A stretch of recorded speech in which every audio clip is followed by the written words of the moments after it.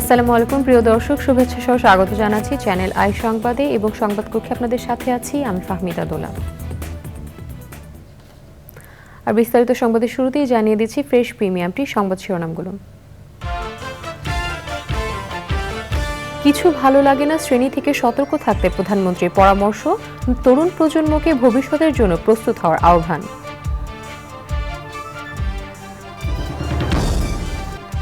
MP আনারের হাড় এবং মাথার খুলি উদ্ধার চেষ্টায় ভারতের সিআইডি সহায়তা চাওয়া হয়েছে ভারতীয় নৌসেনা ও উপকূলরক্ষী বাহিনী। পর্দা উঠল টি-20 বিশ্বকাপে বৃহত্তম আয়োজনে, উদ্বোধনী ম্যাচে কানাডাকে হারিয়ে স্বাগতিক যুক্তরাষ্ট্রের দুর্দান্ত সূচনা। এবং ব্যবসায়ীদের সুবিধা দিতে নিত্যপণ্যকে বিলাসী দ্রব্য বানিয়েছে সরকার, বলছে সিপিডি। মূল্যস্ফীতি শ্রীলঙ্কার চেয়ে বেশি হওয়া লজ্জার মন্তব্য।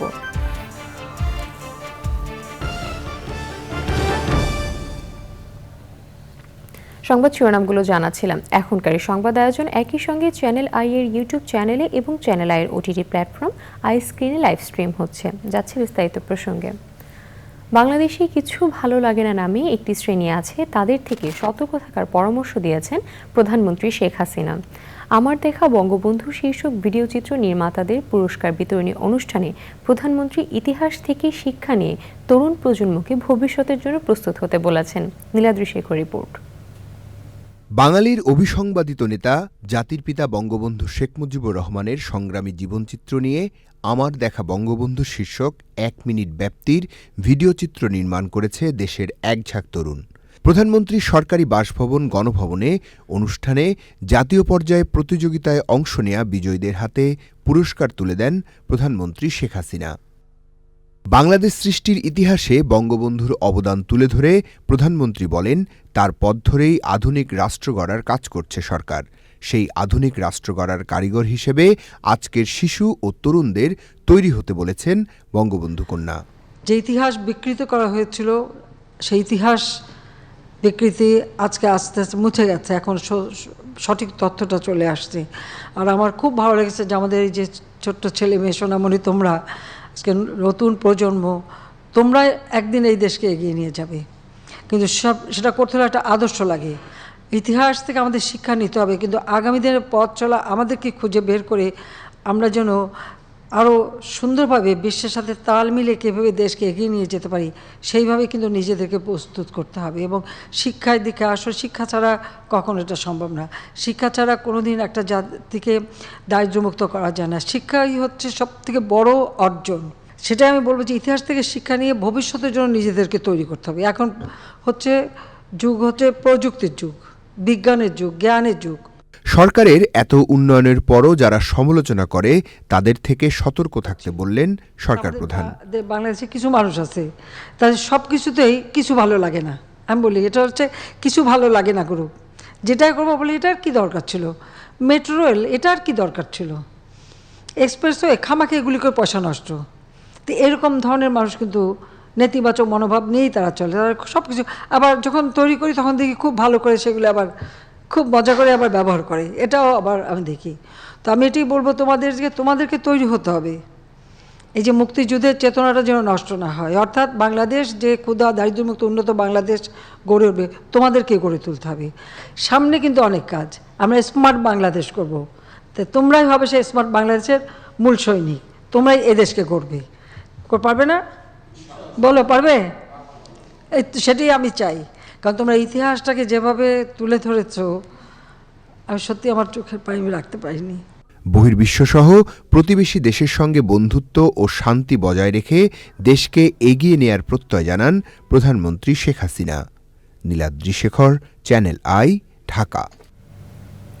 কলকাতায় খুন হওয়া ঝিনাইদহ 4 আসনের সংসদ সদস্য আনোয়ারুল আজিম আনারের দেহের হাড় এবং মাথার খুলি উদ্ধারের চেষ্টা চালাচ্ছে ভারতের সিআইডি। এজন্য ভারতের নৌসেনা ও উপকূলরক্ষী বাহিনীর সাহায্য নিচ্ছে সংস্থাটি। ভারতের বিভিন্ন সংবাদ মাধ্যম জানিয়েছে, খালে নোংরা, ঘোলা এবং মাটি মিশ্রিত পানির কারণে ডুবুরিদের কাজ করতে সমস্যা হচ্ছে। বিস্তারিত মইনুল হাসানের রিপোর্টে। ভারতের পশ্চিমবঙ্গে খুন হওয়া ঝিনাইদহ 4 আসনের সংসদ সদস্য আনোয়ারুল আজিম আনারের লাশের অংশ বিশেষ উদ্ধারে তৎপর রয়েছে কলকাতার পুলিশ। আনারের হাড় ও খুলি উদ্ধারে এবার নতুন উদ্যোগ নিয়েছে সিআইডি। পশ্চিমবঙ্গের বাগজোলা খালের নোংরা, ঘোলা এবং মাটি মিশ্রিত পানি থেকে হাড় এবং মাটির খুলি উদ্ধারে ভারতীয় নৌসেনা এবং উপকূলরক্ষী বাহিনীর সাহায্য নেওয়ার প্রক্রিয়া শুরু করেছে সিআইডি। সন্দেহভাজন খুনিদের একজন জিয়াদ হাওলাদারের দেওয়া তথ্য অনুসারে আনারের দেহের হাড় এবং মাথার অংশ টুকরো টুকরো করে বাগড়ে পোলের হাট থানা এলাকায় বাগজোলা খালে ফেলা হয়েছে। তবে খালের পানি নোংরা, ঘোলা এবং মাটি মিশ্রিত। পশ্চিমবঙ্গের বিপর্যয় মোকাবেলা বাহিনীর ডুবুরিরা এই পরিবেশে উদ্ধার কার্যক্রম চালিয়ে সফলতা পাচ্ছেন না। এজন্য উন্নত প্রযুক্তি ব্যবহারের চিন্তা করেছেন সিআইডির কর্মকর্তারা। সিআইডির এক কর্মকর্তা জানান, উন্নত প্রযুক্তিতে রয়েছে নৌসেনা এবং উপকূলরক্ষী বাহিনীর কাছে, তাই তাদের ডুবুরি দিয়ে তল্লাশি চালালে আনারের দেহের কিছু অংশ উদ্ধার করা যেতে পারে। ইতিমধ্যে নিউ টাউনের বিলাসবহুল আবাসনের সেফটি ট্যাঙ্কি থেকে যে মাংসপিণ্ড উদ্ধার হয়েছে সেগুলো ওই আনারের কিনা তা জানতে ফরেনসিক পরীক্ষার জন্য পাঠানো হয়েছে। Monul Hasan, channel I, Dhaka. এবারে নিও কেয়ার টি-20 ওয়ার্ল্ড কাপ আপডেট। টি-20 বিশ্বকাপের নানা তথ্য বিশ্লেষণ ও আপডেট নিয়ে নিউজ রুমের নিও কেয়ার প্যাভিলিয়নে আছেন আদিল আহমেদ শান। সরাসরি যুক্ত হচ্ছে তার সাথে। শান, বিশ্বকাপ তো শুরু হলো, বিশ্বকাপের ম্যাচ, বাংলাদেশের ম্যাচ কবে এবং বিশ্বকাপের উদ্বোধনী দিনে নতুন কি তথ্য আছে আপনার কাছে? ধন্যবাদ দোলা। আপনি আসলে প্রথমে জানতে চেয়েছেন যে বাংলাদেশের ম্যাচ কবে। দর্শকদের একটু জানিয়ে রাখি, বাংলাদেশের প্রথম ম্যাচ, বিশ্বকাপের অফিসিয়াল প্রথম ম্যাচ হচ্ছে 8 জুন ডালাসে, এবং বাংলাদেশ সময় ম্যাচটি শুরু হবে এই সকাল 6:30 এবং প্রতিপক্ষ হচ্ছে শ্রীলঙ্কা। তবে এর আগে আসলে বড় কথা হচ্ছে আজকে প্রথম দিন উদ্বোধন হয়েছে ভোরবেলা ইউএসএ এবং কানাডার ম্যাচ দিয়ে, এবং দুটোই আইসিসির সহযোগী দেশ এবং প্রথমবারের মতো কিন্তু তারা আসলে কিন্তু অংশ নিয়েছে। কিন্তু আপনি যদি আসলে ম্যাচটা যদি দেখেন, টস এর প্রথমে 194 রান করেছে কিন্তু কানাডা এবং 5 উইকেট, এবং সেটাকে চেস করে 197 রানে ম্যাচটি জিতেছে। অর্থাৎ টি-20 মেজাজটা যে আসলে কেমন সেটা কিন্তু এই দুইটা সহযোগী দেশ কিন্তু ধরতে পেরেছে। অন্যদিকে যদি বাংলাদেশের কথা যদি আমি বলি, ভারতের বিপক্ষে যে ম্যাচটা তারা খেলেছে, এখানে অবশ্য ভারত একটা কৃতিত্ব দেওয়ার ব্যাপার আছে যে একটা অপরিচিত উইকেটে তারা শুরুতে কিন্তু টস জিতে কিন্তু তারা ব্যাটিংয়ের সিদ্ধান্ত নিয়েছে, এবং এই ব্যাটিং করার সময় তারা তাদের ব্যাটিংটাকে আসলে প্রস্তুতি হিসেবে নিয়েছে, যেখানে আসলে দেখেছি 182 রান তারা তুলেছে 5 উইকেটে, কিন্তু বাংলাদেশ 122 রানের বেশি তুলতে পারেনি। অর্থাৎ টি-20 মেজাজের যে খেলাটা, যা ব্যাটিং যেটা করার কথা ছিল, আমাদের ঢাকায় যদি বলি, যখন আমরা ওয়েস্ট ইন্ডিজের সাথে খেলাগুলো আমরা যখন খেলেছি, সিরিজটা কিন্তু জিতেছি, কিন্তু শুরুতে যে ব্যাটিংটা যে করা দরকার ছিল, বাংলাদেশের দলের যেই মেজাজটা দরকার ছিল ওপেনিংয়ে এবং মিডল অর্ডারে, যে সবাই আসলে হাফ সেঞ্চুরি করার মতো একটা মন মানসিকতা, সেটা কিন্তু আমরা আসলে করতে পারিনি। অন্যদিকে যদি আপনি কানাডা এবং হচ্ছে আপনি ইউএসের ম্যাচের কথা যদি ধরেন, তাদের প্রথমে কিন্তু আপনি 2টা হাফ সেঞ্চুরি পাবেন। যদি দেখেন, নবীন ডালি 61 এবং নিকোলাস কিটন 51 রান করেছেন। তো 2টা হাফ সেঞ্চুরি করে ফেলেছে আইসিসি সহযোগী, এবং প্রথমবারের মতো আইসিসির একটা অফিসিয়াল তারা যখন ম্যাচ খেলছে বিশ্বকাপের মতো একটা আসরে। এবং ইউএসের কথা যদি বলি, তাদের কিন্তু একটা আত্মবিশ্বাস আছে, কারণ বাংলাদেশের বিপক্ষে তারা প্রথমবারের মতো সিরিজ জিতেছে, একটা টেস্ট খেলোয়াড়দের দেশের বিপক্ষে কিন্তু তারা টেস্ট সিরিজ জিতেছে, এবং 40 বলে 94 রানের একটা ইনিংস খেলেছেন অ্যারন জোন্স। তো তাহলে বুঝতেই পারছেন যে কতটা মন মানসিকতা, কতটা স্ট্রং মেন্টালিটি নিয়ে কিন্তু তারা বিশ্বকাপ খেলছে। দর্শক, এবার একটু ছোট করে ফেলি, আজকে যেহেতু উদ্বোধনী ম্যাচের আগে খুব ছোট্ট একটা অনুষ্ঠান হয়েছিল, খুব আইপিএলের মতো খুব জমজমাট বা ঝনঝনানি ছিল না, তবে রাতে আবার গায়ানায় যেহেতু আজকে প্রথম ম্যাচ শুরু হচ্ছে বিশ্বকাপের, সেখানে একটা আইপিএলের ঝনঝনানি মতো না হলেও কিন্তু উদ্বোধনী অনুষ্ঠানটা খুব সুন্দর একটা অনুষ্ঠান আপনারা দেখতে পাবেন আশা করছি। ওদিকে ওয়েস্ট ইন্ডিজের আবহাওয়াটা কিন্তু অনেক পরিষ্কার থাকে, ম্যাচগুলো নিয়ে কিন্তু আসলে কোনো ধরনের শঙ্কা নেই। তবে নিউ ইয়র্কে এবং হচ্ছে প্রেডিভি টেক্সাসের যে ম্যাচগুলো, সেখানে কিন্তু আবহাওয়াগুলো কিন্তু আপনি অতটা ভালো পাবেন না, বেশ কিছু ম্যাচ কিন্তু বৃষ্টিতে ভেসেও যেতে পারে, এমন কিন্তু শঙ্কা, এবং আবহাওয়ার অধিদপ্তর, সেখানকার আবহাওয়া অধিদপ্তরগুলো যদি বলি, সেখানকার সেই সতর্কবার্তা রয়েছে। ওদিকে টি-20 বিশ্বকাপকে ঘিরে ইতিমধ্যেই ফ্যান জোনগুলো কিন্তু খুব জমে উঠেছে, বিভিন্ন দেশের ফ্যানরা কিন্তু সেখানে জমা হয়েছে। তবে সবচেয়ে বেশি উপমহাদেশীয় যে সমর্থকরা রয়েছে, বিশেষ করে বাংলাদেশ, ভারত, পাকিস্তান, এদের দর্শকদেরই কিন্তু আমরা বেশি দেখতে পাচ্ছি সেখানে, তারা বিভিন্ন ধরনের ছবি তুলছেন, খেলাধুলা করছেন, এবং বিশ্বকাপ নিয়ে এরকম আরও নানা তথ্য থাকবে আমাদের কাছে পরবর্তী নিউজ রুম প্যাভিলিয়নে। আপাতত এই ছিল আমার কাছে সর্বশেষ। দোলা। শান, আপনাকে ধন্যবাদ আমাদের সাথে যুক্ত হবার জন্য। এবারে অন্যান্য খবর। ভারত থেকে নেমে আসা পাহাড়ি ঢলে সিলেটে সৃষ্ট আকস্মিক বন্যা পরিস্থিতির উন্নতি হচ্ছে। বৃষ্টি কম হওয়ায় নামতে শুরু করেছে পানি, তবে সুরমা ও কুশিয়ারা নদীর পানি এখনও 2টি পয়েন্টে বিপদসীমার উপর দিয়ে প্রবাহিত হচ্ছে। সাদিকুর রহমান সাকির পাঠানো তথ্য ও ভিডিও চিত্রে রাজীব আহমেদের রিপোর্ট। উজান থেকে নেমে আসা পাহাড়ি ঢলে আকস্মিক প্লাবিত হয় সিলেটের বিস্তীর্ণ এলাকা। জেলার ৮ উপজেলার সাথে তলিয়ে যায় সিলেট নগরীর কিছু এলাকাও। এতে পানিবন্দী হয়ে পড়ে লাখো মানুষ। বন্যার পানি নামতে শুরু করলেও দুর্ভোগ কমেনি। আমরা বর্তমানে আপনার 4-5 দিন ধরে আমরা পানির উপরে আছি। তো পানির উপরে আমরা অনেক ক্ষয়ক্ষতি হয়েছে। তো আগামীকালকে আমার মোবাইল অ্যাপ থেকে ফিরে আমার মোবাইলে গেছে নষ্ট। তারপরে এই যে আমরা ফালং, তারপরে আপনার ল্যাপ তুষক সব কিছু পানির তলে। বন্যার খালো যা নষ্ট হয়েছে, এই কিস্তি তো আরও একবারে হকসিনও যোগাইতাম পারছি না। এই কিস্তি আরও এই যে 5-6 ইটের উপরে তুলছি ফালং, জিনিসপত্র 5-6 ইটের উপরে তুললে কিন্তু এই সব কিছু ভিজা। আমরা রান্না বাড়া খাইতে পারি না, চলতে পারি না, পাও হাত খাইয়ে লাইছে, গরু বাছুরের বেমার আজার হয়েছে। ওই মুরব্বী একজন অসুস্থ আছে 4 দিন ধরে। আবহাওয়া অধিদপ্তর জানিয়েছে আগামী দিনগুলোতে বৃষ্টির সম্ভাবনা রয়েছে। এ কারণে বন্যা পরিস্থিতির আবারও অবনতি হতে পারে। আমাদের যে অধিদপ্তরের পূর্বাভাস তাতে আগামী 24 ঘন্টা এবং 48 ঘন্টা বৃষ্টির পূর্বাভাস আছে। আর আমাদের গত মে মাসে সর্বমোট রেকর্ডকৃত বৃষ্টির পরিমাণ সিলেট আবহাওয়া অফিস কর্তৃক এটা হচ্ছে 773.8 মিলিমিটার। স্থানীয় প্রশাসনের উদ্যোগে বন্যা কবলিত এলাকায় জরুরি ত্রাণ কার্যক্রম চলছে। Rajib Ahmed, channel I. এবারে প্রাক বাজেট 2024-25।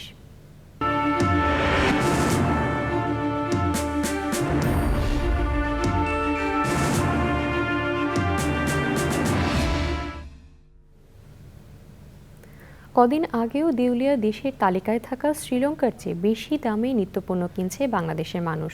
প্রতিবেশী সব দেশ পারলেও মূল্যস্ফীতি কমাতে না পারার ব্যর্থতাকে রীতিমতো লজ্জার এবং দুঃখজনক বলেছে সিপিডি। গবেষণা সংস্থাটি মনে করে এক শ্রেণীর ব্যবসায়ীকে সুবিধা দিতে গিয়ে সরকার নিত্যপণ্যকে বিলাসী পণ্যের মতো দুর্লভ বানিয়ে ফেলছে।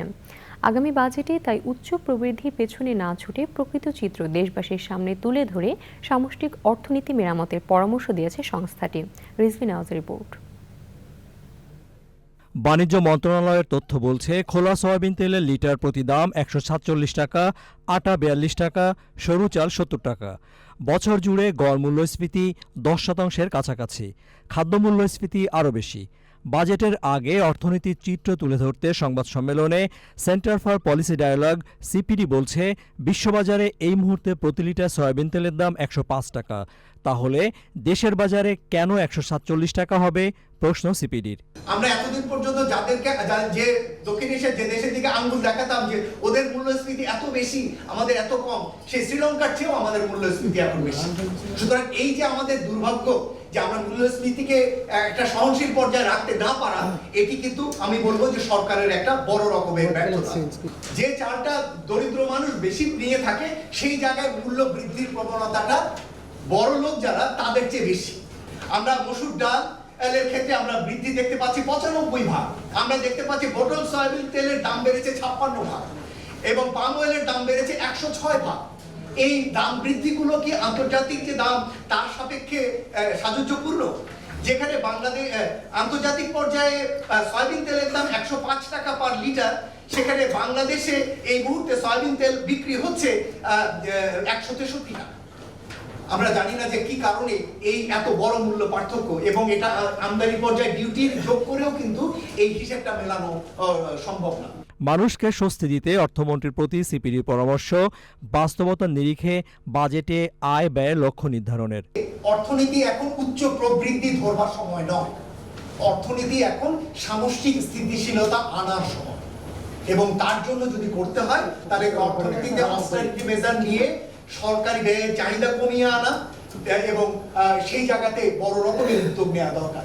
আর্থিক খাতে অনাচার বন্ধে রাজনৈতিক নেতৃত্বের সর্বোচ্চ পর্যায়ের সদিচ্ছার প্রতিফলন দেখানোর আহ্বান সিপিডির। Rizvi Nawaz, channel I, Dhaka. আওয়ামী লীগের সাধারণ সম্পাদক ওবায়দুল কাদের বলেছেন, শেখ হাসিনার সরকার কখনোই ব্যক্তির দুর্নীতিকে প্রশ্রয় দেয়নি। ধানমন্ডিতে আওয়ামী লীগ সভাপতির কার্যালয়ে সংবাদ সম্মেলনে ওবায়দুল কাদের বলেন, সাবেক আইজিপি বেনজির আহমেদের বিষয়ে দুর্নীতি দমন কমিশন তদন্ত করছে। বিদেশে থাকলেও তার বিচার কাজ চলবে। বিএনপি সমালোচনা করে আওয়ামী লীগের সাধারণ সম্পাদক বলেন, এদেশে টাকা পাচারের সংস্কৃতি বিএনপির আমল থেকে শুরু হয়েছে।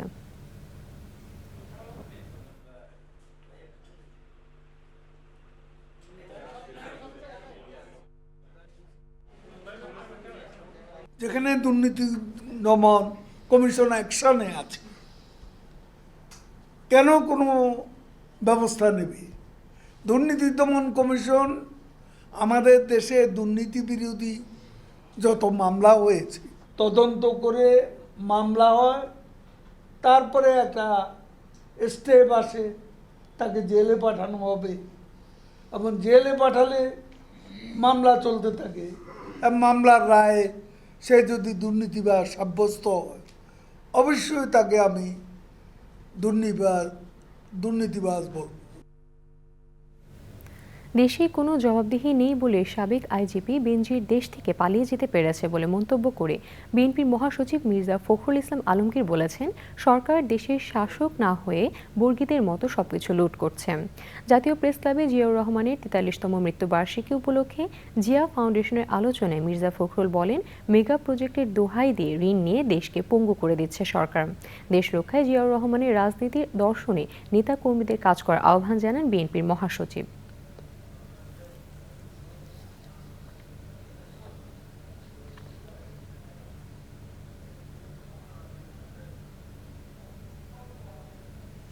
সংবাদের পর্যায়ে নিচ্ছে একটি বিরতি এবং বিরতির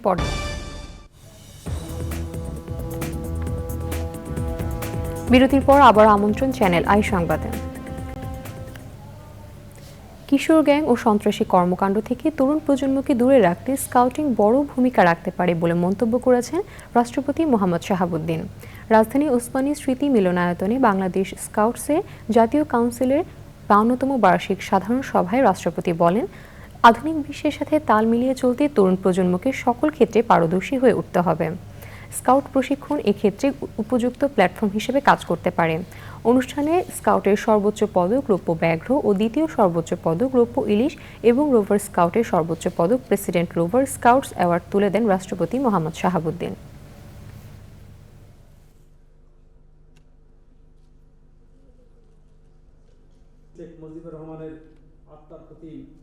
আমি মনে করি আমাদের ছেলে মেয়েদের স্মার্ট নাগরিক হিসাবে গড়ে তোলার জন্য স্কাউট প্রশিক্ষণ কার্যকর ভূমিকা রাখতে পারে।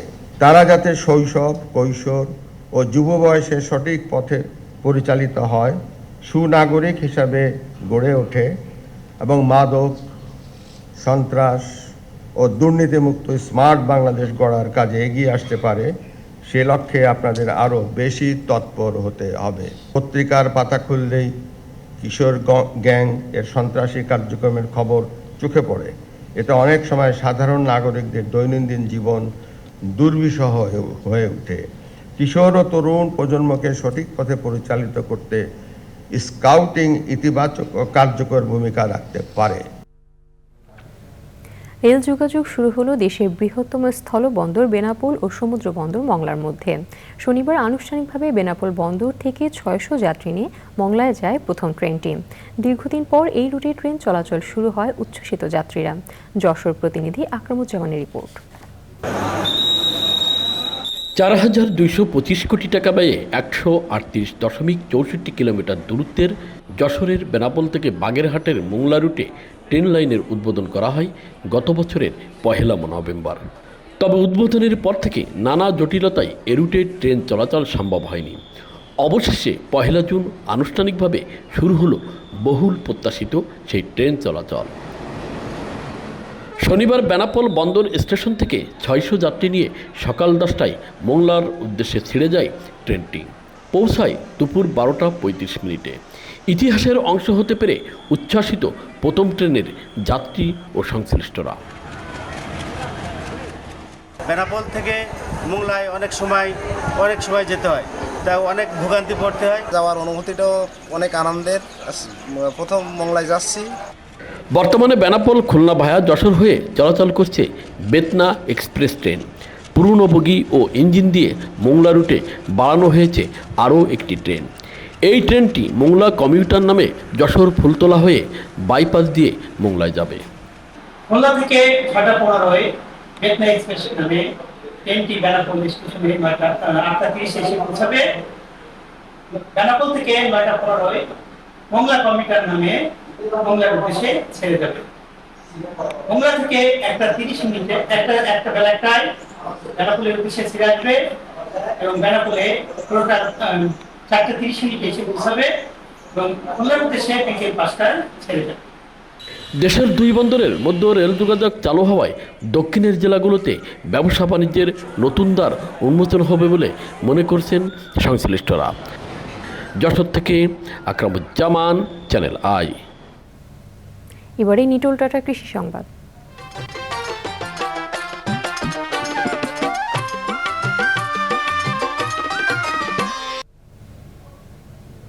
খরাপ্রবণ বরেন্দ্র অঞ্চলের কৃষিতে অভূত পরিবর্তন এনে দিয়েছে বরেন্দ্র বহুমুখী উন্নয়ন কর্তৃপক্ষ। বৃষ্টি নির্ভর ফসলের বিপরীতে বরেন্দ্র অঞ্চলের ভূমি এখন 12 মাসে উর্বর ফসলে পরিণত হয়েছে।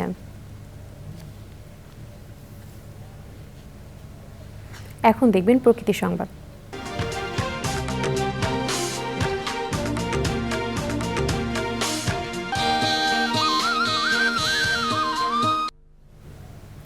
ঘূর্ণিঝড় রিমালের তাণ্ডবে বিধ্বস্ত বাগেরহাটের জনপদ, ক্ষতিগ্রস্ত প্রায় 300 কিলোমিটার সড়ক, নেই সুপেয় পানি। পরিবার পরিজন নিয়ে অনাহারে অর্ধাহারে দিন কাটাচ্ছেন ক্ষতিগ্রস্ত মানুষ। অপূরণীয় ক্ষতি হয়েছে এই অঞ্চলের পরিবেশ ও জীববৈচিত্র্যের।